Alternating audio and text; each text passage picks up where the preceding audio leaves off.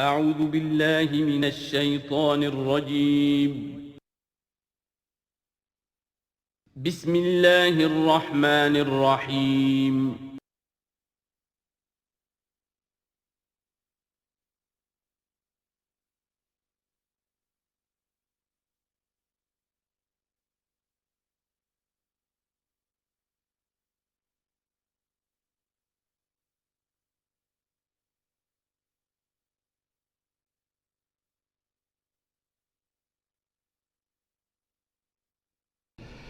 اعوذ باللہ من الشیطان الرجیم بسم اللہ الرحمن الرحیم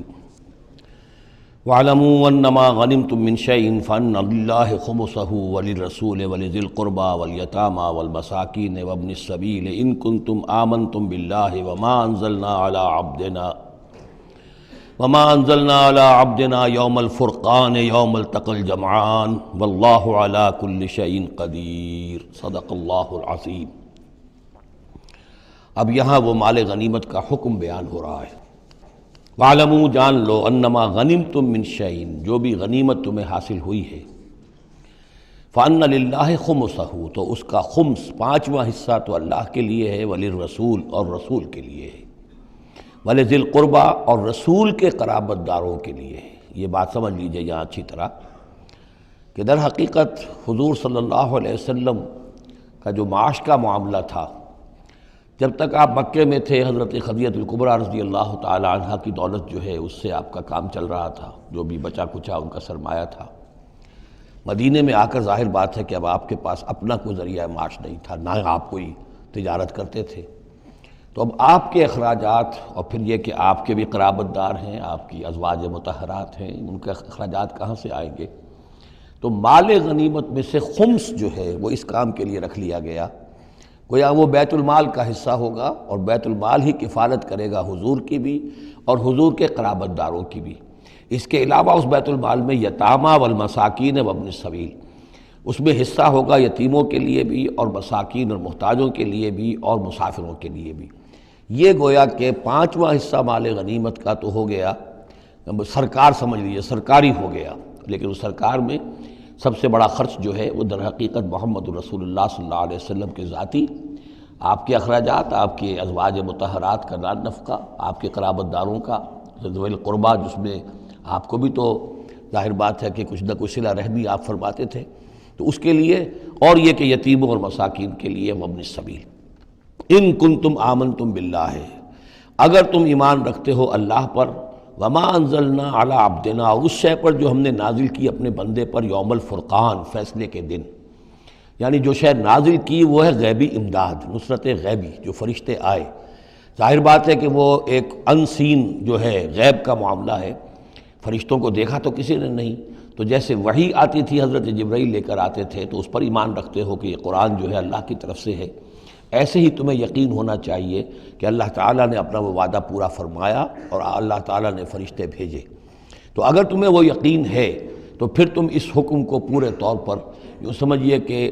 دلی طور پر اس کو قبول کرو، خوش دلی کے ساتھ پوری طریقے سے، کہ خمس جو ہے وہ تو اللہ اور اس کے رسول کا، بیت المال کا۔ بقیہ کے بارے میں حضور نے فرما دیا کہ 4/5 جو ہے یہ اب تقسیم ہو جائے گا مجاہدین کے درمیان۔ اس میں اس سے کوئی بحث نہیں ہے کہ کس نے کتنا جمع کیا، سارا مال ایک جگہ جمع ہوگا اور پھر اس کے حصے لگیں گے، چاہے کوئی پہرے پر تھا، جنگ کی نوبت ہی نہیں آئی، چاہے یہ کہ کوئی باقاعدہ جنگ میں کسی نے حصہ لیا، چاہے کسی نے مال غنیمت جمع کیا، چاہے نہیں کیا، جو بھی جنگ میں ہے ان کو برابر کا حصہ ملے گا۔ اس میں یہ ہے کہ جو سواریوں والے تھے انہیں دوہرا، اور جو پیدل تھے انہیں اکیرا، اس لیے کہ سواریاں اگر کسی کا اونٹ ہے، کسی کا گھوڑا ہے، 2 گھوڑے بھی تھے، تو ظاہر بات ہے کہ اس کے چارے وغیرہ کا بندوبست وہ خود اپنے پاس سے کرتا تھا، کوئی سپلائی لائنز تو آج کل کی جس طرح فوجوں کی ہوتی ہیں وہاں موجود نہیں تھی، لہذا جو مجاہد تھا کہ جو سوار تھا گھوڑے پر یا اونٹ پر، جس کا اپنا گھوڑا تھا اپنا اونٹ تھا، اس کو دوہرا حصہ، اور جو عام پیادہ جو مجاہد تھا اس کو اکیرا۔ وَاعْلَمُوا أَنَّمَا غَنِمْتُم مِّن شَيْءٍ فَأَنَّ لِلَّهِ خُمُسَهُ وَلِلرَّسُولِ وَلِذِي الْقُرْبَى وَالْيَتَامَى والمساکین وابن السبیل ان کنتم آمنتم باللہ وما انزلنا علی عبدنا یوم الفرقان یوم التقى الجمعان، اس فرقان والے دن، فیصلے کے دن، جس دن کی 2 فوجیں بھڑ گئی تھیں۔ واللہ علی کل شیء قدیر، اور اللہ تعالیٰ ہر چیز پر قادر ہے۔ اذ انتم بالعدوۃ الدنیا وہم بالعدوۃ القصویٰ، اصل میں یہ جو وادی ہے جس میں بدر واقع ہوا ہے، یہ ایک گھاٹی سی ہے جو دونوں کناروں کے اوپر تو بہت تنگ ہے لیکن درمیان میں بہت کھل کر میدان بن جاتا ہے۔ اس کا ایک سرا جو ہے وہ شمال کی طرف نکل جاتا ہے اور وہ جا رہا ہے شام کی طرف، ایک سرا جنوب کی طرف ہے اور وہ جاتا ہے مکے کی طرف، ایک مشرق کی طرف آتا ہے کہ جو مدینے کی طرف آ رہا ہے، اور اکثر و بیشتر جو پہلے حاجی جاتے تھے وہ اسی راستے پر تھے، یہی راستہ تھا۔ اب تو جو نیا طریق الہجرہ بڑی اعلیٰ سڑک بن گئی ہے تو لوگوں کو ان مقامات سے گزرنے کا موقع نہیں ملتا، ورنہ بدر سے ہو کر ہی راستہ گزرتا تھا۔ تو ایسا ہوا ہے کہ اللہ تعالیٰ کی طرف سے ایسی اسکیم بن گئی، تدبیر ایسی ہو گئی کہ عین بر وقت پہنچے۔ وہ جو مدینے والا سرا تھا جو قریب تھا مدینے کے اس وادی کا، اس پر حضور پہنچے، اور عین اسی وقت جو دور والا سرا تھا، گھاٹی جہاں پہ ختم ہو رہی تھی جنوب کی طرف، وہاں وہ قریش بھی پہنچ گئے بر وقت۔ جب تم تھے ورلے کنارے پر اور وہ تھے پرلے کنارے پر، اذ انتم بالعدوۃ الدنیا، دنیا ادنا کا مؤنث ہے، قریب تر، وہم بالعدوۃ القصویٰ، اور وہ تھے پرلے کنارے پر، والرکب اسفل منکم، اور وہ جو قافلہ تھا وہ تم سے نیچے تھا، نیچے ہو کر گزر گیا تھا، یعنی اس کے بعد پہاڑوں کی ایک رینج تھی اور اس کے بعد پھر تہامہ کا میدان تھا۔ تو ابو سفیان نے یہ کیا تھا کہ قافلے کو لے کر اس بدر کی گھاٹی میں داخل ہی نہیں ہوئے، ادھر سے تو وہ پیغام بھی بھیج دیا تاکہ فوج ادھر سے آئے، تاکہ مسلمانوں کی توجہ بھی ہو تو فوج کی طرف ہو جائے، اور اسی میں وہ داؤ لگا کر اپنے قافلے کو بچا کر نکال کر لے جائیں، اور وہ تہامہ میں ساحل کے ساتھ ساتھ ہو کر نکل بھی گئے۔ وَلَوْ تَوَاعَدْتُمْ لَاخْتَلَفْتُمْ فِي الْمِيعَادِ، اور اگر تم لوگوں نے آپس میں معاہدہ کیا ہوتا کہ فلاں وقت پر ہمیں پہنچنا ہے، ہو سکتا ہے کہ تم ایک ساتھ نہ پہنچ سکتے، اختلاف ہو جاتا،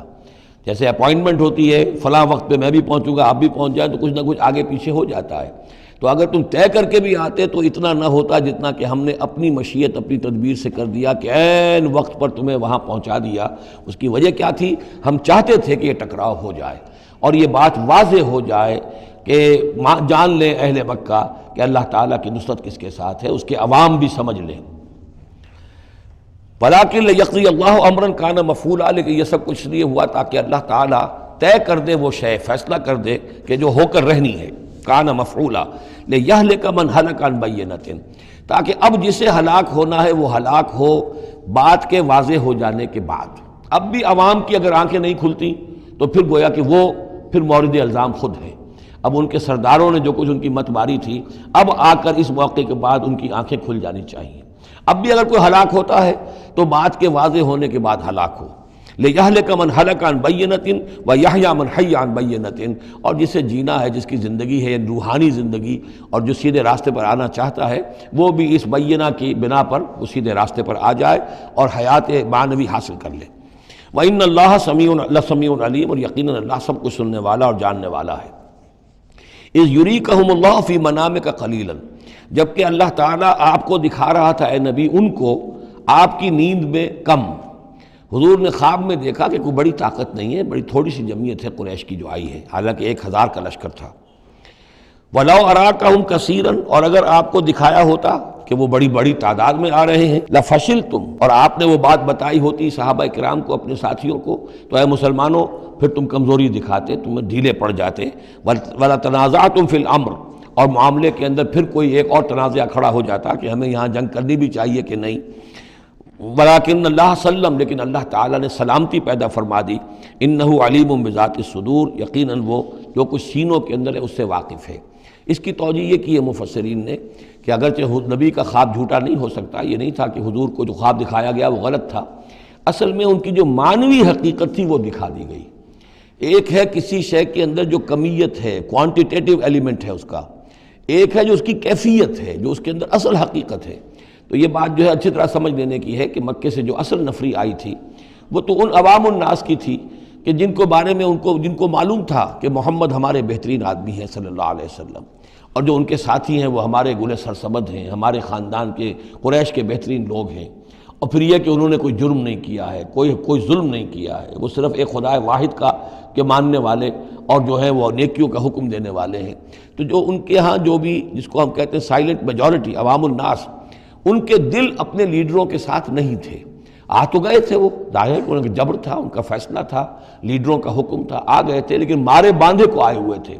ان کے دلوں کے اندر وہ بات نہیں تھی کہ جو کسی ایسے لشکر میں ہوتی ہے کہ جو سمجھتا ہے اپنے آپ کو برحق، ہم حق کے لیے لڑ رہے ہیں، تو اس کے اندر جو طاقت ہوتی ہے اس لڑنے والے کے اندر، وہ اس شخص میں نہیں ہوتی کہ جو مارے باندھے کو لے آیا گیا ہو اور خود اسے اپنے دل میں یہ یقین نہ ہو کہ میں حق کے لیے لڑ رہا ہوں۔ اس اعتبار سے معنوی طور پر جو ان کی کیفیت تھی اس کے اعتبار سے وہ واقعتاً کم تھے، تو حضور کو خواب میں اللہ تعالیٰ نے ان کی اصل حقیقت دکھائی۔ وَإِذْ يُرِيكُمُوهُمْ إِذَا الْتَقَيْتُمْ فِي أَعْيُنِكُمْ قَلِيلًا وَيُقَلِّلُكُمْ فِي أَعْيُنِهِمْ۔ مزید برآں اللہ نے یہ کیا کہ جب دونوں لشکر ٹکرائے ہیں تو ایسی کیفیت پیدا کر دی کہ مسلمانوں کو بھی وہ تھوڑے لگ رہے تھے کہ کوئی زیادہ لوگ نہیں ہیں، اور انہیں بھی مسلمان تھوڑے نظر آ رہے تھے۔ یعنی یہ کہ ہر صورت اللہ نے ایسی بنا دی تھی کہ جنگ ہو اور ڈٹ کر ہو، تاکہ یہ صورتحال جو ہے یوم الفرقان ہونا اس کا بالکل واضح ہو جائے۔ اگر کسی وجہ سے وہ کرنی کترا جاتا معاملہ اور جنگ نہ ہوتی، مقابلہ نہ ہوتا، تو جس طریقے سے کہ اللہ اس کو فیصلہ کن دن بنا دینا چاہتا تھا، یوم الفرقان فیصلے کا دن، وہ صورتحال پیدا نہ ہوتی۔ لِيَقْضِيَ اللَّهُ أَمْرًا كَانَ مَفْعُولًا، تاکہ اللہ پورا کر دے اس معاملے کو کہ جو ہونے والا ہی تھا۔ وَإِلَى اللَّهِ تُرْجَعُ الْأُمُورُ، اور تمام معاملات بالآخر تو اللہ ہی کی طرف لوٹا دیے جائیں گے۔ یا ایھا الذین آمنوا اذا لقیتم فئۃ فاثبتوا، اے اہل ایمان جب بھی اب تمہارا، اب چونکہ دور شروع ہو گیا ہے، اب تمہاری جد و جہد جو ہے وہ آخری مرحلے میں داخل ہو چکی ہے، مسلح تصادم کا آغاز ہو چکا ہے، اور یہ تو ابھی پہلی جنگ ہے، ابھی جنگیں اور آنی ہیں، اگلے ہی سال غزوہ احد ہو گیا۔ جب بھی تمہارا مقابلہ ہو کسی فوج سے فاثبتوا، پہلا حکم تو یہ ہے کہ پھر ثابت قدم رہو، قدم جمائے رکھو۔ دوسرا حکم واذکروا اللہ کثیرا، اور اللہ کا ذکر کرو کثرت کے ساتھ، لعلکم تفلحون، تاکہ تم فلاح پاؤ۔ تمہاری جو طاقت ہے وہ اللہ تعالیٰ کے بھروسے پر ہے۔ واصبر وما صبرک الا باللہ، ایک بندہ مومن کا صبر جو ہے وہ اللہ کے بھروسے پر ہے، لہذا اللہ یاد رہے گا، اللہ کے ساتھ قلبی تعلق، روحانی تعلق استوار ہوگا تو تم ثابت قدم رہو گے،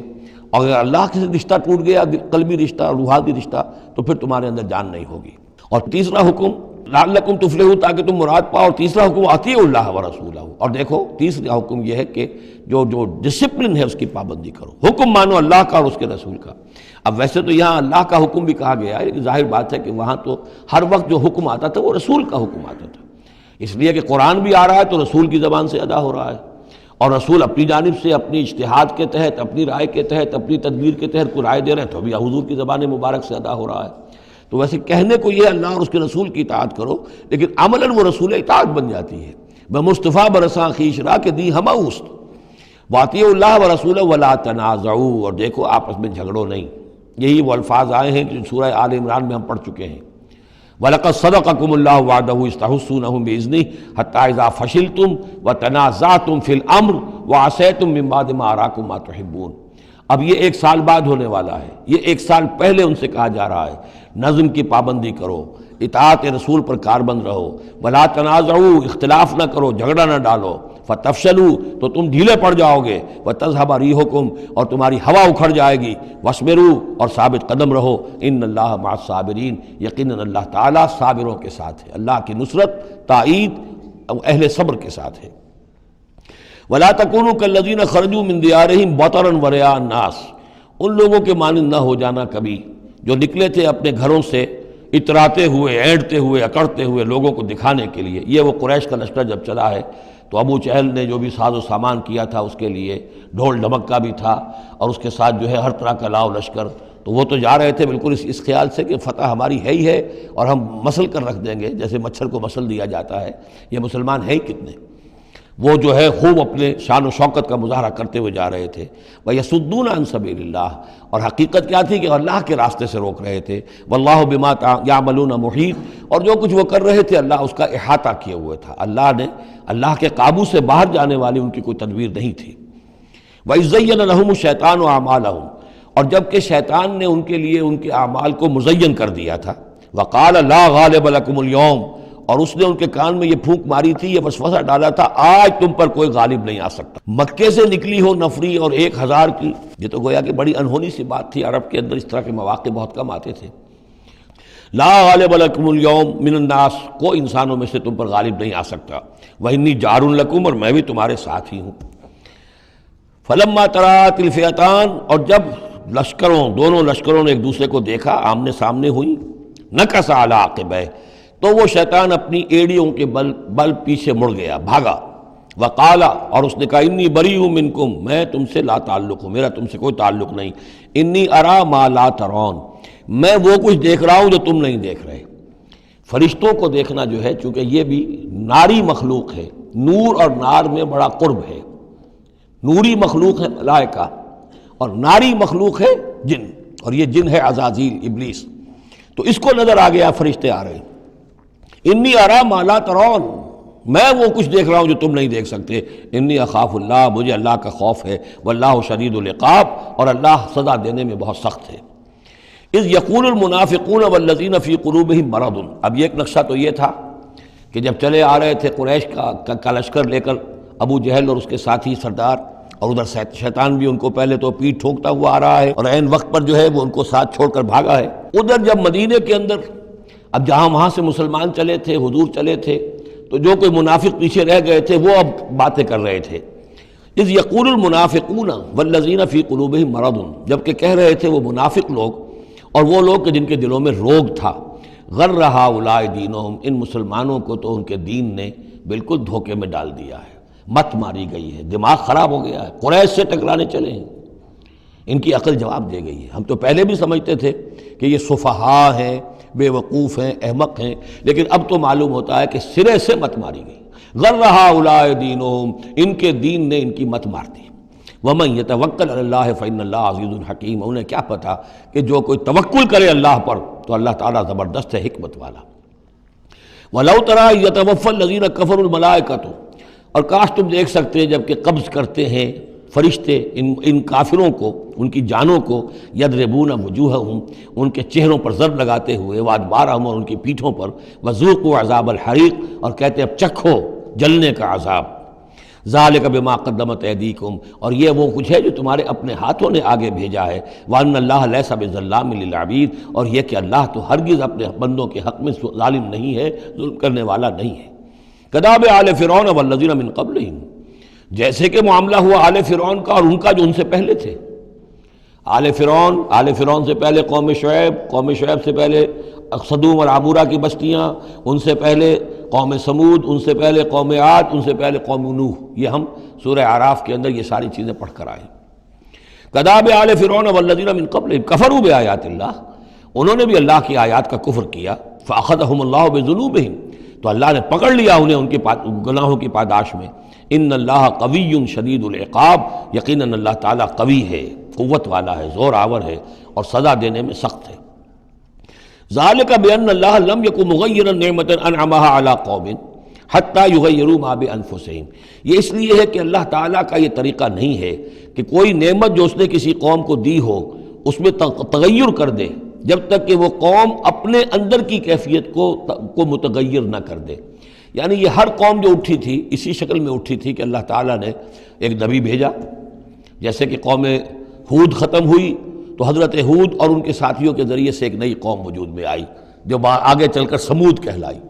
تو یہ لوگ کون تھے؟ یہ لوگ تھے جن کو اللہ نے نعمت دی تھی، انعام دیا تھا، احسان کیا تھا، ایمان انہیں ملا تھا، لیکن جب انہوں نے اپنی اس نعمتوں کو بدل دیا،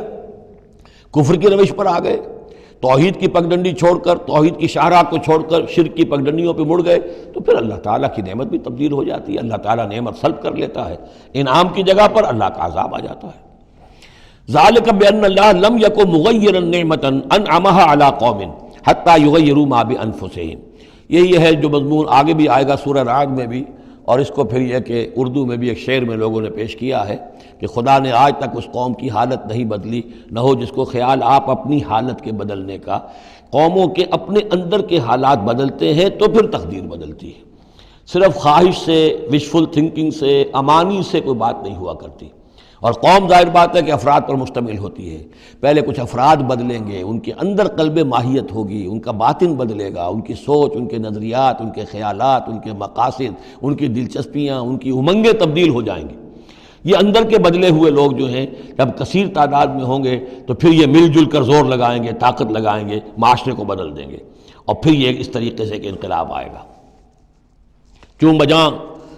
در رفت جہاں دیگر شود، جہاں چو دیگر شد جہاں دیگر شود، جب یہ قرآن کسی کے اندر اتر جاتا ہے اس کے اندر ایک تبدیلی آ جاتی ہے، بالکل بدل جاتا ہے انسان اندرونی طور پر، اور یہ اندرونی تبدیلی ہے جو عالمی انقلاب تک ممتد ہو سکتی ہے۔ وَأَنَّ اللَّهَ سَمِيعٌ عَلِيمٌ، اللہ سب کچھ سننے والا جاننے والا ہے۔ کداب آل فرعون، جیسے کہ دستور تھا یا ہوا معاملہ آل فرعون کا، والذین من قبلہم، اور جو ان سے پہلے تھے، کذبوا بآیات ربہم، انہوں نے اپنے رب کی آیات کو جھٹلایا، فأہلکناہم بذنوبہم، تو ہم نے ان کو ہلاک کر دیا ان کے گناہوں کی پاداش میں، وأغرقنا آل فرعون، اور آل فرعون کو ہم نے غرق کر دیا، وَكُلٌّ كَانُوا ظَالِمِينَ، اور یہ سب کے سب ظالم تھے۔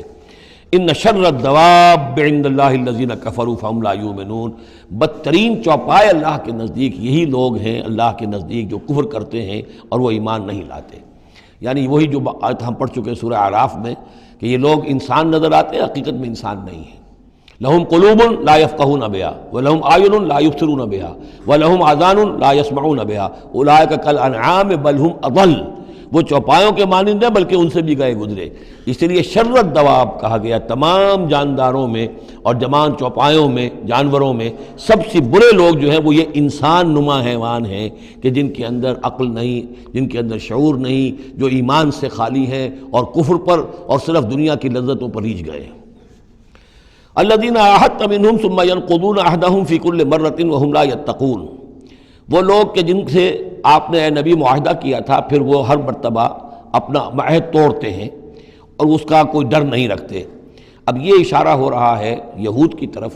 کیونکہ حضور جب مدینے میں تشریف لائے تو میں نے آپ کو شروع میں بتا دیا تھا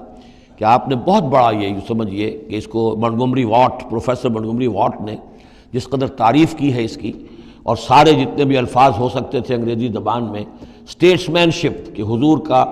معاملہ، فہمی کا معاملہ، تدبر کا معاملہ، سیاست کو سمجھنے کا معاملہ، اس کی بہت بڑی بات یہ ہے کہ آپ نے یہودی قبائل جو تھے تینوں ان کو معاہدوں میں جکڑ لیا۔ تو یہ ایک بہت بڑا آپ کا کارنامہ تھا، لیکن اب ظاہر بات ہے جکڑے تو وہ گئے، اندر سے وہ دشمنی کرتے تھے،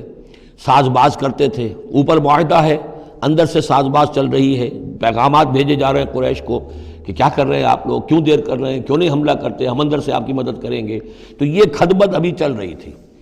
تو فرمایا الذین عاہدت منہم ثم ینقضون عہدہم، وہ لوگ کہ جن سے نبی آپ نے عہد کیا، معاہدے کیے، اور وہ یہ کہ اپنے معاہدے توڑ رہے ہیں، فی کل مرۃ، ہر بار، وہم لا یتقون، اور وہ ڈرتے نہیں ہیں۔ فإما تثقفنہم فی الحرب، تو اگر آپ پا جائیں انہیں جنگ میں، فشرد بہم من خلفہم، تو ان کو ایسی سزا دیجئے کہ جو پیچھے ہیں ان کے ہوش ٹھکانے آ جائیں، لعلہم یذکرون، تاکہ انہیں عبرت حاصل ہو جائے۔ یعنی یہ کہ اب ایک تو یہ ہے کہ وہ کوئی صرف ان کی جو ہے وہ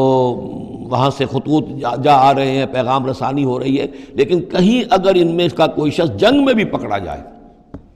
واقعتاً وہ جنگ میں شریک ہو جائے، قریش کی طرف سے آ جائے اور پکڑا جائے، تو پھر اس کو وہ سزا دیجئے کہ جو ایک کی سزا جو ہے وہ سینکڑوں کے ہوش ٹھکانے کر دے۔ یہ ہے مطلب۔ وَإِمَّا تَثْقَفَنَّهُمْ فِي الْحَرْبِ فَشَرِّدْ بِهِمْ، ایسی سزا ان کو دیجئے من خلفہم کے جو ان سے پیچھے ہیں ان کے بھی ہوش ٹھکانے ہو جائیں، لعلہم یذکرون، شاید کہ پھر وہ نصیحت پکڑ لیں۔ وَإِمَّا تَخَافَنَّ مِنْ قَوْمٍ خِيَانَةً، اور اگر آپ کسی کو قومی سطح پر اندیشہ ہو جائے آپ کو کسی سے کہ وہ خیانت پر اتر آئی ہے، یعنی ایک ہے انڈیویجول ایکٹس، بنو قریظہ کا کوئی شخص ہے جو کام کر رہا ہے، بنو قریظہ کا سردار کہے گا صاحب مجھے کیا معلوم، یہ ایک شخص کا انڈیویجول معاملہ ہے، اس نے کوئی خط لکھ دیا ہوگا قریش کو یا کوئی سلسلہ جرمانی کیا ہوگا، لیکن یہ ہمارا اجتماعی معاملہ نہیں ہے، ہم معاہدے کے پابند ہیں۔ بنو قینقاع کا کوئی شخص ہے اس نے کر دیا، تو اس کے لیے تو پہلا حکم آ گیا، وہ کہیں اگر مل جائے، جنگ میں مل جائے، کیونکہ ویسے تو اسے ہاتھ نہیں لگا سکتے، معاہدہ ہے ان کے ساتھ، تو معاہدہ ہے، اس کو کیا سزا دیں گے، لیکن یہ کہ جنگ میں کہیں آ جائے، اتنی جرأت کر جائے تو پھر اس کو وہ سخت سزا دیجیے گا کہ جو پیچھے بیٹھے ہوئے ہیں، جو ڈورے ہلا رہے ہیں، تارے ہلا رہے ہیں، ان کو بھی ہوش ٹھکانے آ جائے۔ لیکن یہ کہ اگر آپ کو اندیشہ ہو جائے کہ کوئی قبیلہ جو ہے وہ خلاف ورزی کرنے پر اتر آیا ہے، خیانت کرنے پر اتر آیا ہے، وَإِمَّا تَخَافَنَّ مِنْ قَوْمٍ خِيَانَةً، کسی کی طرف سے خیانت کا آپ کو اندیشہ ہی ہو جائے، فَانبِذْ إِلَيْهِمْ عَلَىٰ سَوَاءٍ، تو پھر پھینک دیجئے ان کی طرف کھلم کھلا، یعنی پھر معاہدے کو ایبروگیٹ کیجئے، کہہ دیجئے کہ آج سے ہمارا کوئی معاہدہ نہیں۔ یہ نہیں ہے کہ معاہدہ بھی قائم رہے اور آپ ان کے خلاف اقدام بھی کر دیں، یہ صحیح نہیں، اس لیے کہ یہ مقام جو ہے اخلاقی اعتبار سے بھی غلط ہے، اور خاص طور پر آپ کا مقام، مقام نبوت، اس کے اعتبار سے کسی درجے میں بھی نہیں ہے کہ کسی قوم کے ساتھ معاہدہ بھی ہے، آپ کو اندیشہ ہے کہ وہ خیانت کر رہے ہیں تو آپ کھلم کھلا اعلان کر دیجئے کہ آج سے میرا اور تمہارا کوئی معاہدہ نہیں، پھر اقدام کیجئے۔ لیکن یہ کہ بغیر اس اعلان کے کوئی اقدام کرنا ان کے خلاف، یہ در حقیقت اللہ تعالیٰ جو اخلاق چاہتا ہے اہل ایمان کے، اس کے منافی ہے۔ وَإِمَّا تَخَافَنَّ مِن قَوْمٍ خِيَانَةً فَانبِذْ إِلَيْهِمْ عَلَىٰ سَوَاءٍ۔ اصل میں یہی وہ بات تھی جس کے حوالے سے مولانا مودودی مرحوم نے 1948 میں یہ جو جہاد کشمیر اس وقت ہو رہا تھا اس کے بارے میں رائے ظاہر کی تھی کہ ہندوستان کے ساتھ ہمارے سفارتی تعلقات ہیں، بھارت کے ساتھ ہمارا سارا معاملہ معاہدات کے اوپر چل رہا ہے، پھر اگر یہ کہ معاملہ جو ہے دوسری طرف ہم یہ شکل کر رہے ہیں کہ وہاں پر جنگ کا معاملہ کر رہے ہیں تو یہ غلط ہے، شریعت کی روح سے، قرآن کی روح سے غلط ہے۔ ہمیں کھلم کھلا اعلان کرنا چاہیے، جو بھی ہو اللہ تعالیٰ پر بھروسہ رکھنا چاہیے، کھل کر سامنے آنا چاہیے۔ یہ یا کہ میز کے اوپر تو معاہدہ ہے، ہاتھ مل رہے ہیں اور میز کے نیچے سے ٹانگیں گھسیٹی جا رہی ہیں، یہ دنیا داروں کا دھندا تو ٹھیک ہے، لیکن اسلام کی روح سے ایک اسلام کے نام پر بننے والی مملکت کی حکومت کا یہ طرز عمل درست نہیں ہے۔ یہ تھا وہ معاملہ جو سن 48 میں مولانا مودودی نے یہ رائے ظاہر کی تھی، اور اس پر پھر کافی ان کے خلاف جو ہیں عوامی جذبات جو ہیں وہ بہت جو ہے اس وقت بہت بلند ہو گئے، مشتعل ہو گئے تھے، اس لیے کہ عوام کی اپنی سوچ ہوتی ہے۔ وَإِمَّا تَخَافَنَّ مِن قَوْمٍ خِيَانَةً فَانبِذْ إِلَيْهِمْ عَلَىٰ سَوَاءٍ، معاہدہ ان کے منہ پر دے مارو، ان اللہ لا يحب الخائنین، یقیناً اللہ تعالیٰ کو خیانت کرنے والے پسند نہیں ہیں۔ وَلَا يَحْسَبَنَّ الَّذِينَ كَفَرُوا سَبَقُوا، اور نہ سمجھے وہ لوگ جنہوں نے کفر کیا ہے کہ وہ بچ نکلے ہیں، یعنی یہ کہ اب اگر کچھ لوگ بچ کے بھی تو چلے گئے نا، آخر 1000 کی نفری آئی تھی، انہم لا یعجزون، یہ جو بچ کر چلے گئے وہ یہ نہ سمجھے کہ وہ اللہ کو عاجز کر دیں گے، وہ عاجز نہیں کر سکیں گے۔ وَأَعِدُّوا لَهُم مَّا اسْتَطَعْتُمْ، اور اے مسلمانوں اب جب یہ نیا دور شروع ہو ہی گیا ہے تمہاری اس دعوت و تحریک کا، تو اب پوری طریقے سے اپنے امکان بھر سامان حرب تیار کرو۔ اعدوا لہم، اعداد، تیاری کرنا، اسلحہ تیار کرو، سامان جنگ تیار کرو، گھوڑے تیار رکھو، رسالہ تمہارا ہونا چاہیے، جو بھی تمہارے لیے ممکن ہے۔ یہ توکل کا مطلب یہ نہیں ہے کہ تم ہاتھ پر ہاتھ دھر کر بیٹھ رہو اللہ تمہاری مدد کرے گا۔ اعدوا لہم ما استطعتم، اپنی استطاعت جو ہے اس کی حد تک تو پوری تیاری کرو، من قوت، طاقت سے بھی، ومن رباط الخیل، اور پلے ہوئے گھوڑوں کے ذریعے سے بھی، اس لیے کہ اس زمانے میں جنگ کے لیے سب سے زیادہ جو مؤثر شے تھی آپ کو معلوم ہے وہ گھوڑا، تیز رفتار ہے، اونٹ جو ہے تیز دوڑ نہیں سکتا ہے۔ اور اسی حوالے سے آج سمجھ لیجئے ہمارے لیے بہت اہم مسئلہ ہے یہ، اللہ تعالیٰ نے شاید عالم اسلام میں پورے میں پتہ نہیں 50 60 70 کتنے ملک دنیا میں ہیں مسلمان کہلاتے ہیں، ایک ملک ہے صرف جسے ایٹمک صلاحیت دی ہے، اور یہ امانت پوری امت مسلمہ کی ہے، مسلمانہ نے پاکستان کے پاس، اور اس کے بارے میں اگر امریکہ کا دباؤ قبول کر لیا گیا تو یہ سب سے بڑی خیانت ہوگی اللہ کے ساتھ، امت مسلمہ کے ساتھ، اللہ کے دین کے ساتھ۔ وہ اسرائیل لے کر بیٹھا ہوا ہے ایٹم بم کے، اس کے پاس انبار لگے ہوئے، لیکن یہ ہے کہ ساری پالیسی جو چل رہی ہے وہ یہ کسی طریقے سے پاکستان کا، ایک عراق کے بارے میں اندیشہ ہوا تھا کہ اسے ایٹمی دانت نکل سکتے ہیں، اس ایک مرتبہ اس کا وہ ایٹمک پلانٹ جو ہے اس کا بھرکس نکال دیا تھا، دوسری مرتبہ یہ کہ اس کا پورا بھرکس ہی نکل گیا، اگلا پچھلا کھایا پیا سب اگلوا دیا۔ اب پاکستان پر سارا دباؤ، ساری ڈپلومیسی جو بھی چل رہی ہے اس وقت، کان کھولنے کی اور آنکھیں کھول کر دن گزارنے کی ضرورت ہے۔ ہمیں حکم یہ کہ جو بھی اللہ نے تمہیں دیا ہے، تمہارا امکان، جو بھی تمہارے پاس امکانی طاقت ہے اسے سنبھال کر رکھو، ڈیٹرنٹ۔ اعدوا لہم ما استطعتم من قوت ومن رباط الخیل ترہبون بہ عدو اللہ، تاکہ تم اللہ کے دشمنوں کو اس سے ڈرا سکو، یہی ہے ڈیٹرنٹ، معلوم ہو کہ ان کے پاس وہ طاقت ہے۔ وعدوکم، اور اپنے دشمنوں کو بھی ڈرا سکو، وآخرین من دونہم، ایک تو ہے اللہ کے دشمن اور تمہارے دشمن ایک اور بھی ہیں جو ان کے سوا ہیں، ان کے پرے ہیں، انہیں تم نہیں جانتے، لا تعلمونہم اللہ یعلمہم، اللہ انہیں جانتا ہے، یعنی وہ مارے آستین منافقین ہیں، یہ تمہاری اپنی آستینوں کے اندر بیٹھے ہوئے ہیں، تمہیں پتہ بھی نہیں ہے کہ وہ لوگ بھی در حقیقت ففتھ کالمسٹ عنصر ہے کہ جو در حقیقت تمہاری تباہی چاہتا ہے، بربادی چاہتا ہے۔ وما تنفقوا من شیء، اب ظاہر بات ہے کہ اگر ساز و سامان فراہم کرنا ہے، اسلحہ فراہم کرنا ہے، اور ساز و سامان کے لیے جو ہے گھوڑے تیار کرنے ہیں تو انفاق کرنا پڑے گا۔ انفقوا مما رزقناکم وما تنفقوا من شیء فی سبیل اللہ یوفی الیکم، اور دیکھو جو کچھ بھی تم خرچ کرو گے اللہ کی راہ میں وہ پورا پورا تمہیں مل جائے گا، پورا پورا دیا جائے گا۔ وانتم لا تظلمون، اور تم پر کوئی زیادتی نہیں ہوگی، تمہاری کوئی حق تلفی نہیں ہوگی۔ تم دو تو صحیح، اب وہ پورے 2 رکوع ذہن میں لے آئیے جو سورہ بقرہ میں ہم نے پڑھے تھے کہ اگر کوئی شخص اللہ کی راہ میں مال خرچ کرتا ہے، فی سبیل اللہ خرچ کرتا ہے، جیسے ایک دانہ جو ہے وہ زمین کے اندر ڈال دیتے ہو، اس سے جو ایک پودا نکلتا ہے، اس میں سٹے ہوتے ہیں، 7 سٹے ہیں، اور ہر سٹے کے اندر 100 دانے ہیں، تو وہ ایک دانہ 700 دانے پیدا کر رہا ہے، اور اللہ تعالیٰ جس کو چاہے گا 700 گنا سے بھی زیادہ اجر و ثواب دے گا۔ کہاں صد کر رکھ رہے ہو اپنے پیسے؟ خرچ کر دو اسے، اس لیے کہ اب اس دعوت کا اور اس تحریک کا اور محمد رسول اللہ کی جو جد و جہد ہے اس کا وہ مرحلہ آ گیا ہے کہ اب ساز و سامان اور کیل کانٹے سے لیس ہونا ضروری ہے۔ وَإِن جَنَحُوا لِلسَّلْمِ فَانْجَحْ لَهَا، اور اے نبی اگر وہ اپنے بازو اپنے کندھے نیچے گرا دے امن کے لیے، صلح کے لیے، اگر قریش آمادہ ہو جاتے ہیں تو آپ بھی جھک جائیے، کوئی بات نہیں، صلح کر لیجیے۔ وَتَوَكَّلْ عَلَى اللَّهِ، اللہ پر توکل کیجیے،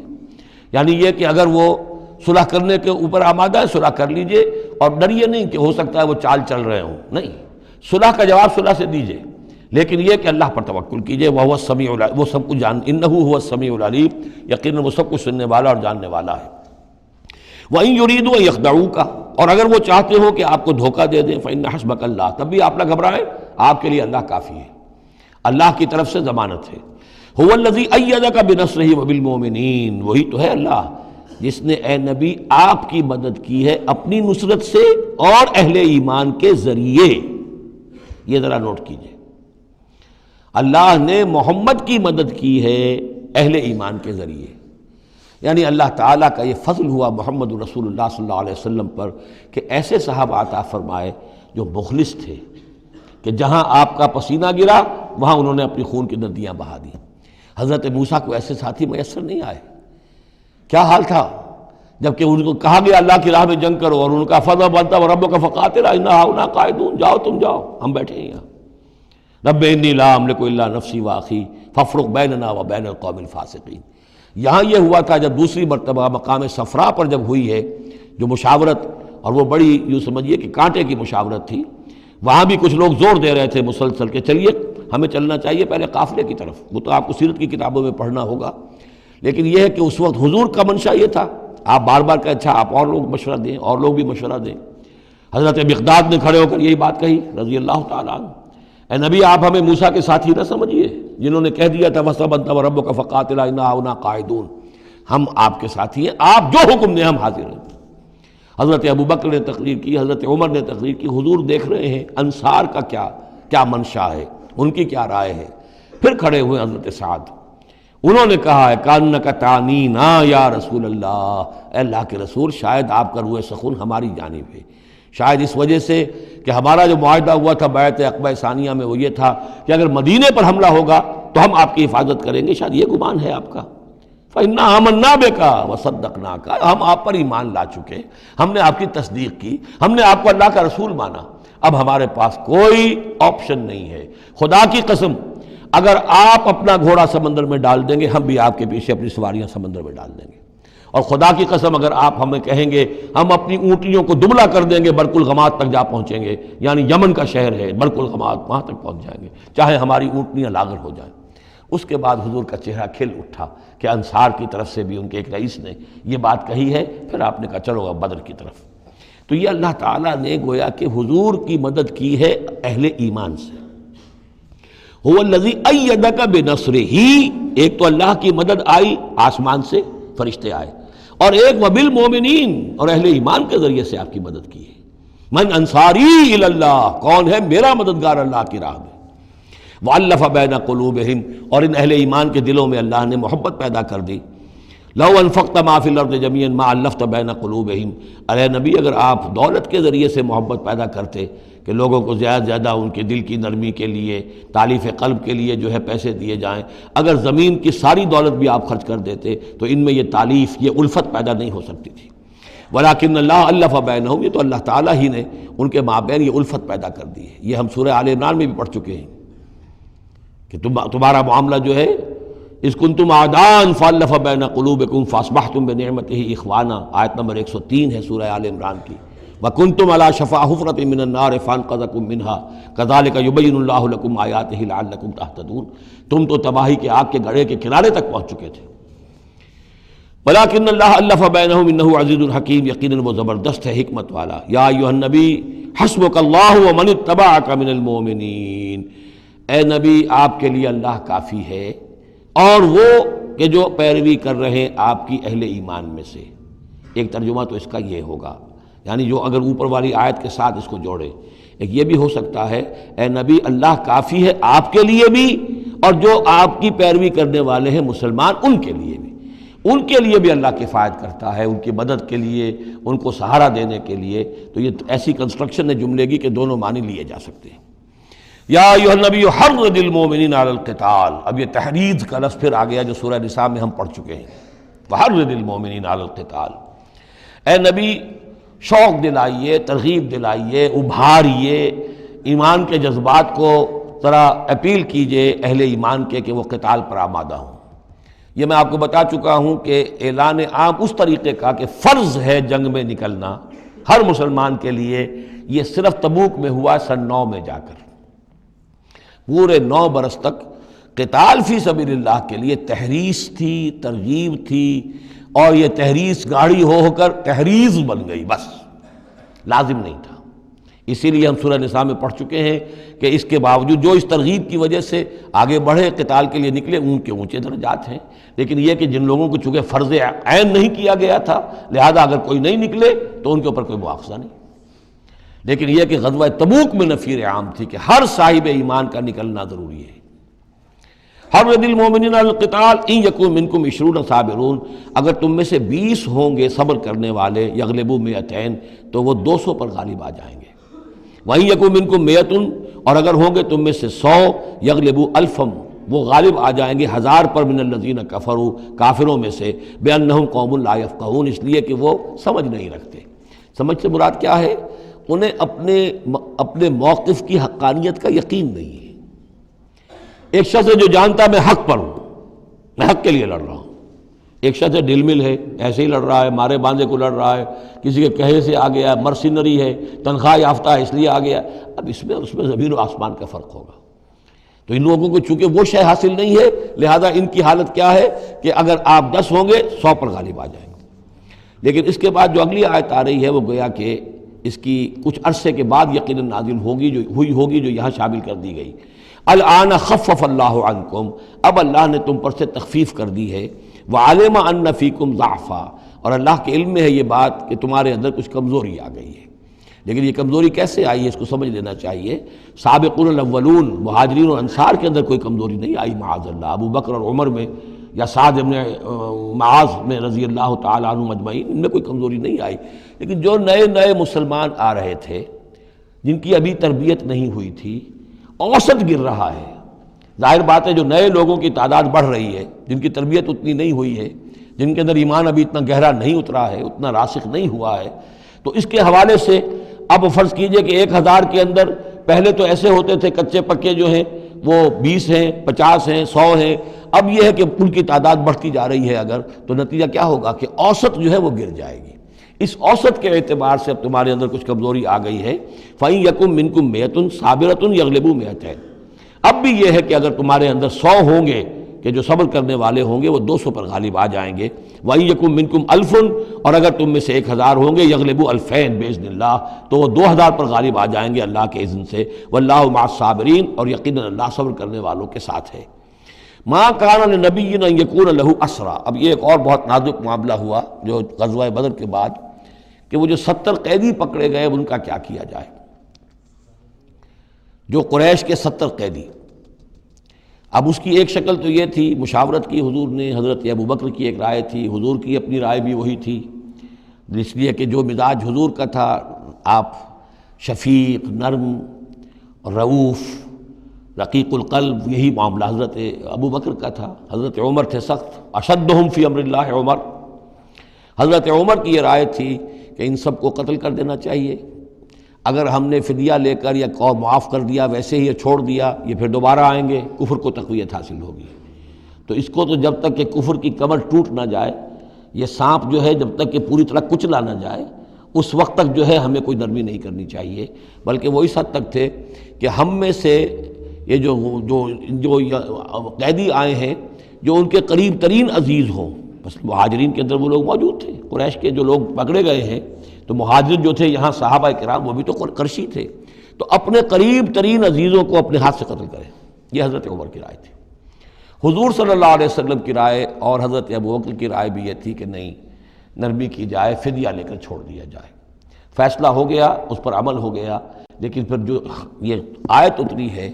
یہ پھر بہت سخت ہے، اس میں اس فیصلے کو غلط قرار دیا گیا۔ اگرچہ فیصلہ ہو گیا ٹھیک ہے، لیکن یہ کہ اس کے اوپر گرفت ہوئی ہے کہ یہ نہیں ہونا چاہیے تھا۔ یہ مضمون بنیادی طور پر یہ سورہ محمد میں آئے گا صلی اللہ علیہ وسلم، اور وہاں تفصیل کے ساتھ اس کی پوری بات آ چکی ہے۔ اور چونکہ سورہ محمد سورہ بقرہ سے بھی پہلے نازل ہو چکی تھی، سورۃ القتال، اس حوالے سے یہ بات جو ہے بہت اہم ہے کہ اس میں یہ قاعدہ قانون آ چکا تھا۔ اس کے باوجود اس بات کا ہو جانا یہ گویا کہ ایک طرح سے ایک کوتاہی ہوئی ہے، وقتی طور پر نظر انداز ہو گیا اللہ تعالیٰ کا مستقل حکم۔ ما کان لنبی ان یکون لہ اسریٰ، کسی نبی کے لیے یہ جائز نہیں ہے کہ اس کے پاس قیدی ہوں، حتی یسخن فی الارض، جب تک کہ زمین کے اندر خوب خونریزی نہ ہو لے، یعنی باطل کی کمر نہ توڑی جا چکی ہو، اس وقت تک قیدی رکھنا۔ قیدی رکھنے کا مطلب تو ہے کہ وہ زندہ رہیں گے، آج نہیں تو کل انہیں چھوڑنا پڑے گا، آپ چھوڑیں گے ان کو، وہ پھر کفر کی تقویت کا باعث بنیں گے۔ تريدون عرض الدنیا، تم دنیا کا ساز و سامان چاہتے ہو، یعنی فدیہ ملے گا، مال ملے گا۔ اب یہ ظاہر بات ہے کہ نہ حضور کی یہ نیت ہو سکتی تھی معاذ اللہ، اور نہ حضرت ابوبکر کی، لیکن اللہ تعالیٰ کا معاملہ ہے، جب وہ اپنے نبیوں کے اوپر بھی کبھی گرفت کرتا ہے تو بظاہر الفاظ بڑے سخت ہوتے ہیں، بظاہر بڑے سخت ہوتے ہیں، تو اس کے اندر وہ سختی موجود ہے۔ ظاہر بات ہے کہ یہ بات نہ حضور کے لیے نہ حضرت ابوبکر کے لیے۔ تريدون عرض الدنیا، تم دنیا کا سامان چاہتے ہو، واللہ یرید الآخرہ، اللہ کے پیش نظر آخرت ہے۔ سورہ محمد کی آیت نمبر 4 میں یہ پورا قانون آئے گا، ہم وہاں پڑھ لیں گے۔ واللہ عزیز حکیم، اور اللہ تعالی عزیز اور حکیم ہے۔ لولا کتاب من اللہ سبقہ، اگر نہ ہوتی بات اللہ کی طرف سے جو پہلے سے آ چکی تھی، یعنی سورہ محمد کی آیت نمبر 4، اس میں ایک امکان نکلتا تھا اس کی تعبیر کا، اگرچہ تعبیر کے اندر میرے نزدیک غلطی ہوئی ہے، لیکن پھر بھی ایک اس کے اندر امکان موجود تھا جس کو کہ استعمال کیا ہے محمد الرسول اللہ صلی اللہ علیہ وسلم سے۔ لولا کتاب من اللہ سبقہ، اگر یہ اللہ تعالیٰ کی طرف سے بات پہلے سے طے نہ ہو چکی ہوتی، لمسکم فیما اخذتم عذاب عظیم، تو جو کچھ تم نے یہ فدیہ وغیرہ لیا ہے اس پر تم پر بڑا سخت عذاب آتا۔ قانون ہم سورہ محمد میں پڑھیں گے کہ وہ کیا تھا، اور اس کی انٹرپریٹیشن کے اندر یہاں حضور نے کس جگہ سے گنجائش نکالی۔ دیکھیے ہوتا یہ ہے کہ آپ کا رجحان نرمی کا ہے تو آپ ایک ہی بات کے اندر سے نرم پہلو نکال لیں گے، جیسے کہ میں نے عرض کیا تھا کہ جو لوگ کہ سنتے ہیں الذین یستمعون القول فیتبعون احسنہ، وہ لوگ کہ جو کسی بات کو سن کر پھر پیروی کرتے ہیں اس میں سے بہترین کی، جو بھی اس میں اعلیٰ ترین درجہ ہے اس تک پہنچنے کی کوشش کرتے ہیں۔ لیکن طبیعت کے اندر جب نرمی تھی تو اس نرمی کی وجہ سے حضور نے اس کے اندر ایک اپنے لیے گنجائش نکال لی، لیکن چونکہ اس آیت کے اندر وہ گنجائش واقعتاً موجود ہے، لہذا فرمایا اگر وہ نہ ہوا ہوتا، لولا کتاب من اللہ سبقہ، اگر وہ آیت پہلے نازل نہ ہو چکی ہوتی، لمسکم فیما اخذتم عذاب عظیم، تو تم پر جو بھی تم نے لیا ہے یہ فدیہ وغیرہ، اس پر تم پر بڑی سخت پکڑ ہوتی اور عذاب آتا۔ روایات میں آتا ہے کہ حضور بھی اور حضرت ابوبکر بھی دونوں پھر اس آیت کے نزول کے بعد روتے رہے ہیں کہ ہم سے یہ خطا ہوئی ہے۔ بہرحال خطا اجتہادی ہے، کوئی غلط اس طرح کی نہیں ہے کہ کسی صریح حکم کی خلاف ورزی کی گئی ہو، وہ یہ ہے کہ جو بھی اس میں رعایت رکھی گئی تھی اس کو آپ نے اپنے اجتہاد سے اس کے اندر سے جو بھی نرمی کا پہلو تھا وہ نکال دیا۔ فَكُلُوا مِمَّا غَنِمْتُمْ حَلَالًا طَيِّبًا، تو اب کھاؤ جو تمہیں ملا ہے غنیمت۔ غنیمت میں وہ بھی ہے جو عین جنگ کے موقع پر مال غنیمت ملا، اور جو فدیہ اب مل رہا ہے وہ بھی غنیمت ہے۔ حلالاً طیبہ، کھاؤ، اس میں کوئی اب تمہیں ہچکچاہٹ نہ ہو، حلال اور طیب ستھرا۔ واتقوا اللہ، اللہ کا تقوی اختیار کرو، ان اللہ غفور الرحیم، یقیناً اللہ تعالیٰ بخشنے والا رحم فرمانے والا ہے۔ یا ایھا النبی قل لمن فی ایدیکم من الاسریٰ، اے نبی کہہ دیجئے ان لوگوں سے جو آپ کے قبضے میں ہیں قیدی۔ اب قیدیوں میں جان لیجئے حضرت عباس ابن عبد المطلب بھی تھے رضی اللہ عنہ، جو حضور کے چچا تھے۔ گمان غالب یہ ہے کہ وہ ایمان تو لا چکے تھے، اپنے ایمان کا اعلان نہیں کیا تھا، لہذا جنگ میں کفار کے ساتھ ہو کر آئے تھے، وہ بھی گرفتار تھے۔ اور بھی کچھ لوگ تھے کہ جن کے بارے میں حضور جانتے تھے کہ یہ لوگ جو ہے اپنی دلی خواہش سے نہیں آئے ہیں، بلکہ یہ کہ اپنے سرداروں کے دباؤ کی وجہ سے آئے ہیں، لیکن قانون تو قانون ہے۔ تو اس طریقے کا معاملہ جب ہوا ہے، اور پھر حضور کے اپنے اقدامات، وہ قیدی ہیں ابو العاص، ان کی بڑی صاحبزادی زینب رضی اللہ تعالی عنہا نے پھر ان کے لیے اپنا وہ ہار بھیجا ہے جو حضرت خدیجہ نے انہیں شادی کے موقع پر دیا تھا۔ تو یہ ایسی کیفیات ہیں، ہم جب پڑھتے ہیں ان چیزوں کے تو ہمارے لیے تو ایک تعلق جو ہے وہ ایک ماضی کی تاریخ کے قصوں کی ہے۔ وہاں تو یہ خونی رشتے بھی تھے، تعلقات بھی تھے، ایک ہی خاندان ہے، ایک ہی قبیلہ ہے، اسی کے لوگ آئے ہوئے ہیں۔ تو اب حضور کے دل میں جو ہے اس وقت سنا یہ ہے کہ جب رات کے وقت کراہ رہے تھے حضرت عباس، انہیں باندھا ہوا تھا، سخت ظاہر بات ہے قیدیوں کو جکڑا ہوا ہے رسیوں کے اندر، تو ان کے جو کچھ اتنا بند تھے کہ سخت تھے، وہ جو بند تھے جن میں بندھے ہوئے تھے کہ کراہ رہے تھے، تو حضور نے کہا تمام قیدیوں کے بند ڈھیلے کر دو۔ یہ نہیں کہا کہ صرف عباس کا بند ڈھیلا کر دو، بلکہ آپ نے ان کی کراہنے کی آواز سن کر پھر آپ نے فرمایا سب کے بند ڈھیلے کرو، اتنا سخت ان کو نہ باندھو۔ تو اس طرح کا معاملہ جو ہے اس کو ذہن میں رکھیے۔ یا ایھا النبی قل لمن فی ایدیکم من الاسریٰ، کہہ دیجئے ان سے جو آپ کے ہاتھ میں اب قیدی ہیں، ان یعلم اللہ فی قلوبکم خیرا، دیکھو اگر جو کچھ تمہارے دلوں میں ہے اللہ کے علم میں ہے کہ وہ خیر ہے، یؤتکم خیرا مما اخذ منکم، تو جو کچھ تم سے اس وقت لیا گیا ہے اس سے بہتر اللہ تمہیں دے دے گا۔ یعنی یہ کہ نیت کا معاملہ تمہارا اور اللہ کے مابین ہے، ہمارا معاملہ قانون کا ہے۔ تم آئے کفار کے ساتھ جنگ کرتے ہوئے آئے ہو، پکڑے گئے ہو، اب ان میں کوئی ڈسکریمنیشن نہیں ہو سکتی۔ کوئی شخص کہے کہ نہیں صاحب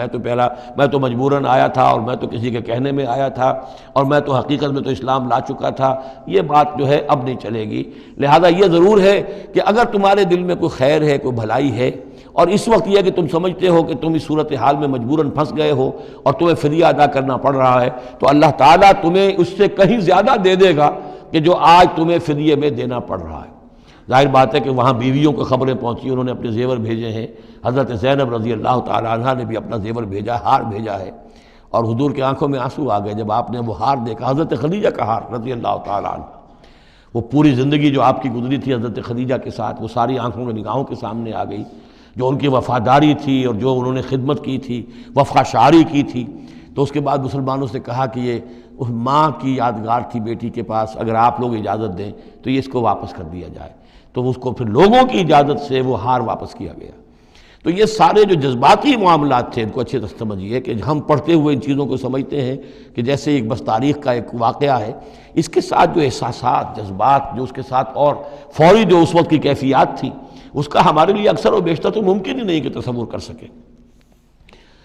یا ایھا النبی قل لمن فی ایدیکم من الاسریٰ، اے نبی کہہ دیجئے ان لوگوں سے جو آپ لوگوں کے قبضے میں ہیں اس وقت ان قیدیوں میں سے، ان یعلم اللہ فی قلوبکم خیرا، اگر اللہ کے علم میں ہے کہ تمہارے دل میں خیر ہے، یؤتکم خیرا مما اخذ منکم، تو جو کچھ تم سے لیا گیا ہے اللہ اس سے بہتر تمہیں دے دے گا، ویغفر لکم، اور تمہیں بخش دے گا، واللہ غفور الرحیم، اور اللہ غفور الرحیم ہے۔ وَإِن يُرِيدُوا خِيَانَتَكَ، اور اگر یہ آپ سے خیانت کرنا چاہیں، جھوٹ بول رہے ہوں، جھوٹی قسمیں کھا رہے ہوں کہ ہمارے ساتھ تو معاملہ یوں ہو گیا تھا اور ایسے آ گئے تھے، فقد خان اللہ من قبل، تو پھر یہ پہلے اللہ سے بھی خیانتیں کرتے رہے ہیں، فامکنا منکم منہم فامکنا منکم، اللہ تعالیٰ نے ان کو پکڑوا دیا، واللہ علیم حکیم، اللہ حکیم اور علیم ہے۔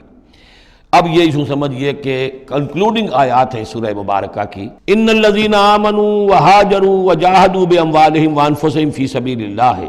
والذین آووا ونصروا اولئک بعضهم اولیاء بعض، یقیناً وہ لوگ جو ایمان لائے اور جنہوں نے ہجرت کی اور جہاد کیا اپنے اموال اور جانوں کے ساتھ اللہ کی راہ میں، اور وہ لوگ جنہوں نے انہیں پناہ دی اور ان کی مدد کی، اولئک بعضهم اولیاء بعض، یہ وہ لوگ ہیں کہ جو ایک دوسرے کے ساتھی ہیں، رفیق ہیں۔ یہ آپ نے بات سمجھ لی۔ اس وقت تک مسلمان معاشرہ جو ہے یہ دو حصوں میں علیحدہ علیحدہ منقسم تھا، مہاجرین، انصار۔ اگرچہ مہاجرین اور انصار کو بھائی بھائی بنایا جا چکا تھا، لیکن ظاہر بات ہے کہ صرف اس طرح کے تعلق سے وہ پورا جو قبائلی نظام جو ہے وہ ایک دم تو تلپٹ نہیں ہو جاتا۔ تو اس وقت تک یہ صورتحال بھی یہ ہے کہ جو پہلے جو 8 مہمیں حضور نے بھیجی ہیں اس میں کسی انصاری کو شریک نہیں کیا، وہ ایکسکلوسیولی مہاجر فینومینن تھا۔ جنگ بدر میں پہلی مرتبہ جو ہے انصار شریک ہوئے ہیں، ورنہ پہلے صرف مہاجرین تھے۔ لہذا وہ پہلی آیت جو ہے ان الذین آمنوا، وہ لوگ جو ایمان لائے، وہاجروا، انہوں نے مکے سے ہجرت کی، مدینے آ گئے، وجاہدوا باموالہم وانفسہم فی سبیل اللہ، اور انصار مدینہ تو اب جہاد میں شریک ہوئے ہیں، یہ 1.5 سال سے اس جہاد میں پہلے سے چلے آ رہے ہیں کہ پوری 8 مہمیں جو پہلے کی ہیں وہ ایکسکلوسیو جو ہیں وہ صرف مہاجرین نے کی ہیں۔ وجاہدوا باموالہم وانفسہم فی سبیل اللہ، یہ ایک ایک طبقہ ہو گیا، ایک جماعت ہو گئی۔ والذین آواؤ، اور انصار کی شان کیا ہے؟ انہوں نے انہیں جگہ دی، پناہ دی، اپنے گھر تقسیم کر دیے، اپنی دکانیں تقسیم کر دی، اور اس طریقے سے مسلمانوں کے لیے اپنے دلوں میں بھی اور اپنے گھروں میں بھی پوری جگہ پیدا کی۔ اولئک بعضهم اولیاء بعض، انہوں نے مدد بھی کی، یہ سب ایک دوسرے کے ساتھی ہیں۔ والذین آمنوا ولم یہاجروا، اور وہ لوگ کہ جو ایمان لائے لیکن ہجرت نہیں کی، ما لکم من ولایتہم من شیء، تمہارا ان کے ساتھ اب کوئی تعلق نہیں۔ آگے چل کر سورہ نساء میں جو بعد میں نازل ہوئی ہیں، پڑھ چکے ہیں ہم پہلے، ان میں تو یہ ہے کہ وہ کافر اور منافق قرار دیا گیا، ان کے ساتھ وہی سلوک کرو جو کافروں کے ساتھ ہے، انہیں پکڑو اور قتل کرو، الا یہ کہ کسی ایسی قبیلے سے ہوں جن کے ساتھ تمہارا معاہدہ ہو، وہ پورا قانون وہاں آ گیا ہے۔ لیکن یہاں بھی پہلی بات بتا دی گئی، اب کوئی ولایت باہمی تمہاری ان کے ساتھ نہیں ہے۔ یعنی فرض کیجئے کوئی شخص کہتا ہے میں تو ایمان لا چکا تھا، مجبوراً آئے تھے لیکن ہجرت کیوں نہیں کی؟ جب ہجرت نہیں کی تو اب تمہارا شمار ہوگا انہی لوگوں کے ساتھ جن کے ساتھ تم جنگ کر کے آئے ہو۔ تم یہ نہیں کہہ سکتے کہ میرا تعلق جو ہے اہل ایمان سے شمار کیا جانا چاہیے۔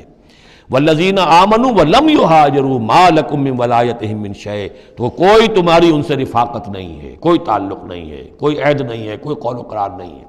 یہ آیت بھی معلوم ہوتا ہے کہ انہی جو اسیر تھے غزوہ بدر کے، انہی کی طرف اصل میں روح سخن ہے۔ حتیٰ یہاجروا، جب تک کہ وہ ہجرت نہ کریں، ہاں واپس جائیں، فدیہ دے کر جائیں، پھر ہجرت کر کے آ جائیں تو ٹھیک ہے، پھر وہ مسلمانوں میں سے ہوں گے، تمہارے بھائی ہوں گے، تمہارے حمایتی ہوں گے اور تم ان کی حمایت کرو گے۔ وَإِنِ اسْتَنصَرُوكُمْ فِي الدِّينِ، اور وہ لوگ کہ جو ایمان تو لائے لیکن ہجرت نہیں کی، اپنے اپنے قبیلوں میں رہے یا مکے میں رہے، اگر وہ تم سے مدد مانگے دین میں، فَعَلَيْكُمُ النَّصْرُ، تو اے مسلمانوں تم پر واجب ہے ان کی مدد کرنا۔ إِلَّا عَلَىٰ قَوْمٍ بَيْنَكُمْ وَبَيْنَهُم مِّيثَاق، سوائے اس کے کہ وہ کسی ایسی قوم سے تعلق رکھتے ہوں کہ جن کے اور تمہارے درمیان کوئی معاہدہ ہے۔ اگر کوئی قبیلہ ہے کہ جس کے ساتھ حضور نے معاہدہ کیا ہوا ہے صلح کا، اور وہاں کوئی مسلمان ہے اور وہ ہجرت تو کر نہیں رہا، وہاں سے وہ مدد کی درخواست کرتا ہے کہ میری مدد کی جائے، تو اس کے خلاف اس کی مدد نہیں کی جائے گی، اس لیے کہ قوم کے ساتھ معاہدہ ہے۔ واللہ بما تعملون بصیر، اور جو کچھ تم کر رہے ہو اللہ اسے دیکھ رہا ہے۔ والذین کفروا بعضهم اولیاء بعض، اور وہ لوگ جنہوں نے کفر کیا وہ ایک دوسرے کے ساتھی ہیں، ایک دوسرے کے حمایتی ہیں، ایک دوسرے کے پشت پناہ ہیں۔ عرب قبائلی معاشرے کے اندر یہ جو ولایت کا معاملہ ہوتا تھا، اس میں پھر یہ ذمہ داریاں بھی آتی تھیں۔ کسی کے اوپر تاوان پڑ گیا ہے تو جو اس کے ولی ہیں، جو اس کے حلیف ہیں، ان کو بھی تاوان میں سے حصہ بھی دینا پڑتا تھا۔ کوئی قیدی ہو گیا ہے، اسے کوئی فدیہ دینا ہے، تو جو اس کے حلیف ہیں، جب اس کے گھر والے بھی وہ فدیے کے لیے رقم جمع کریں گے تو وہ حلیف بھی اس کے اندر اپنا حصہ ڈالیں گے۔ تو یہ تو معاشرے کے اندر جو قبائلی معاشرہ ہوتا ہے یہ چیزیں ہوتی ہیں۔ تو یہاں فرما دیا گیا جو کافر ہیں وہ ایک دوسرے کے حلیف ہیں، جو اہل ایمان ہیں وہ ایک دوسرے کے حلیف ہیں، لیکن اہل ایمان میں سے جو ہجرت نہیں کرتے وہ اہل ایمان کے حلیف نہیں ہیں، بلکہ وہ تو انہی کافروں کے ساتھ شمار ہوگا ان کا جن کے ہاں وہ رہ رہے ہیں۔ البتہ یہ کہ اگر وہ مدد طلب کریں تمہیں مدد کرنی ہوگی، بشرطے کہ ان کے قبیلے سے تمہارا کوئی معاہدہ نہ ہو۔ الا تفعلوه، اگر تم ان چیزوں کو پابندی نہ کرو۔ ایک مسلمان ہے، وہاں سے اس نے خط لکھ دیا ہے کہ مجھے یہاں ستایا جا رہا ہے، حالانکہ اس قبیلے سے آپ کا معاہدہ اور آپ چڑھ دوڑے اس قبیلے کے اوپر، تو یہ معاملہ نہیں چلے گا دنیا کے اندر۔ ہر چیز کا ایک قاعدہ ہے، قانون ہے، اسے وہاں سے ہجرت کرنی چاہیے، یا ہجرت نہیں کر رہا ہے تو تکلیف جھیلنی چاہیے، برداشت کرنی چاہیے۔ مسلمان مدد نہیں کر سکتے چونکہ اس کے قبیلے سے مسلمانوں کا معاہدہ ہے۔ الا تفعلوه، اگر یہ قواعد و ضوابط پیش نظر نہیں رکھو گے، ان کی پابندی نہیں کرو گے، تکن فتنۃ، تو پھر تو یہ ہے کہ فساد برپا ہو جائے گا، فتنہ پھیلے گا، فی الارض و فساد کبیر، اور بہت بڑی جو ہے بدامنی ہو جائے گی۔ اب وہ آیت آگے جس کا میں نے ذکر کیا تھا،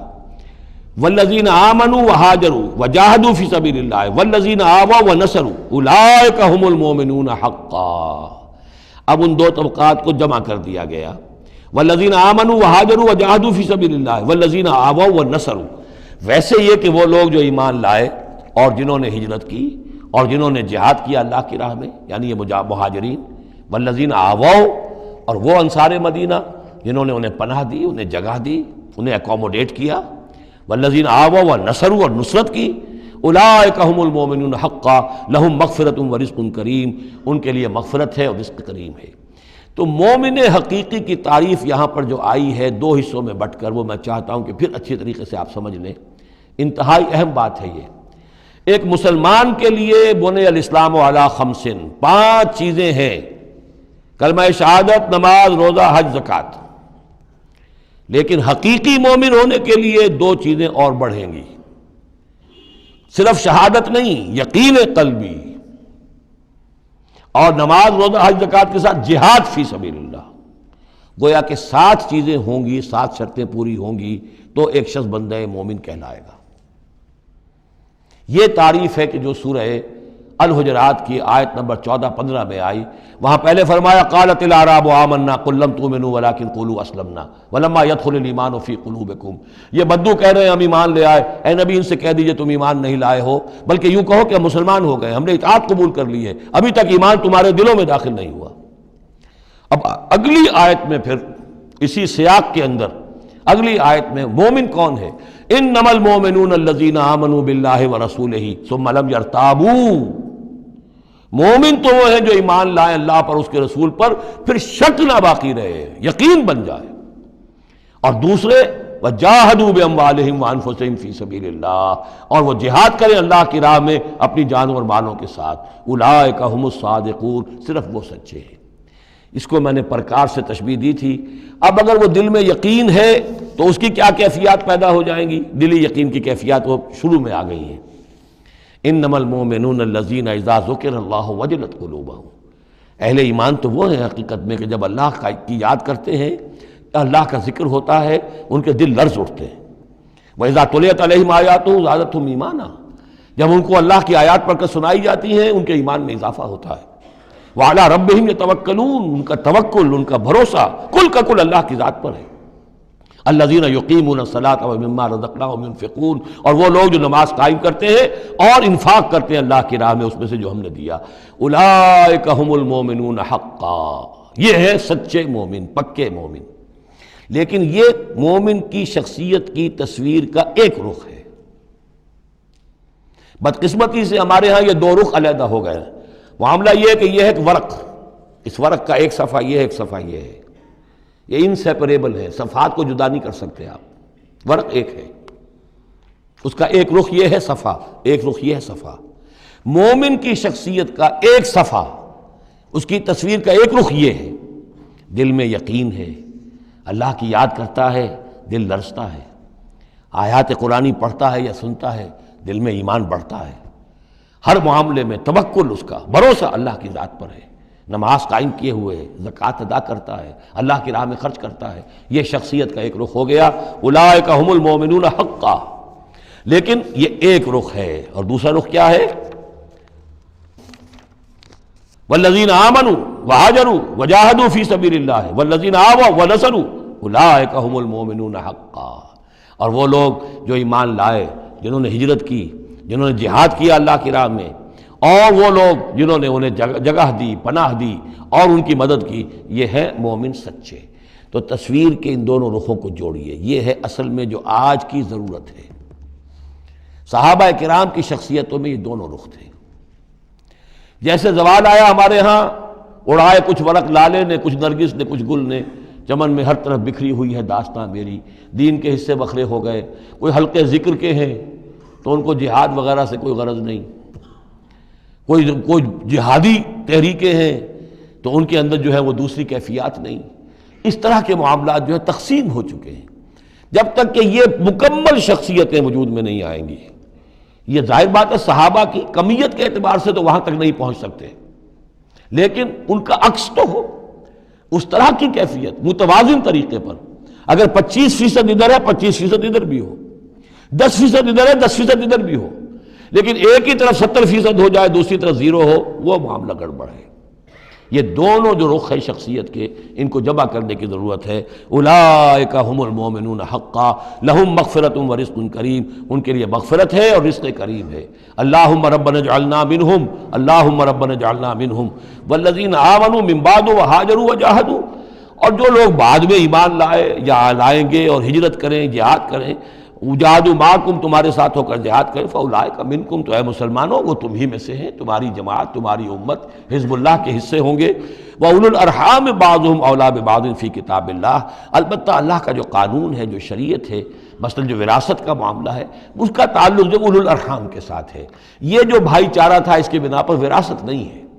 وراثت ہوگی وہی جو رحمی رشتے ہیں جن کے بنا پر کہ وراثت کا قانون بنا دیا گیا۔ اولو الارحام بعضهم اولیٰ ببعض فی کتاب اللہ، اللہ کی شریعت کے ضابطے کے قانون میں بہرحال جو رحمی رشتے ہیں وہ یقیناً مقدم ہیں۔ ان اللہ بکل شیء علیم، یقیناً اللہ تعالی ہر چیز کا علم رکھتا ہے۔ بارک اللہ لی ولکم فی القرآن العظیم ونفعنی وإیاکم بالآیات والذکر الحکیم۔